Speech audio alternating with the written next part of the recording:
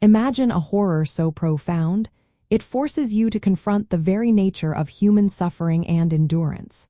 The film, Seven, masterfully crafts such moments, particularly through its chilling depiction of the seven deadly sins.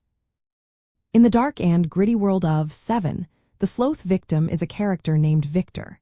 He was subjected to a meticulously planned, year-long ordeal of torture and neglect by the serial killer John Doe.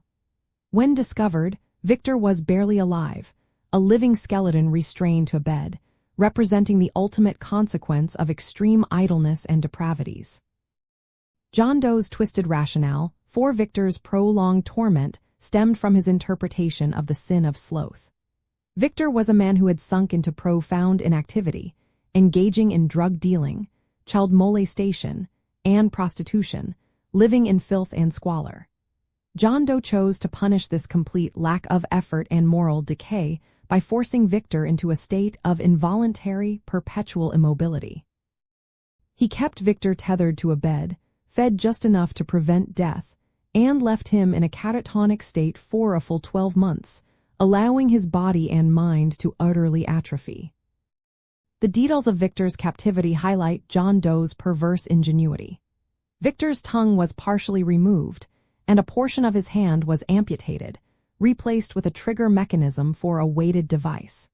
He was force-fed through a tube, and years of drug abuse combined with his current neglect left him nearly deaf and blind, unable to communicate or perceive his surroundings.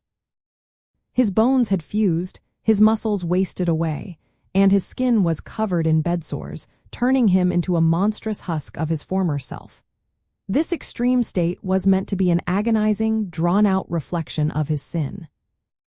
This horrific setup serves as a crucial element in establishing John Doe's meticulous planning and his unwavering commitment to his grotesque mission. It demonstrates his ability to not only conceptualize but also execute a form of punishment that stretched the boundaries of human endurance. The fact that Victor was still alive, despite being in such an advanced state of decay, highlights the killer's cold calculation and resourcefulness, setting the stage for the escalating terror that defines the rest of the film.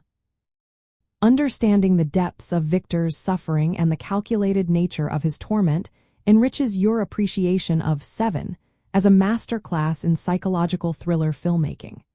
It's a stark reminder of the dark corners of the human psyche that the film so bravely explores, making every detail, even the most disturbing, a vital piece of the narrative puzzle.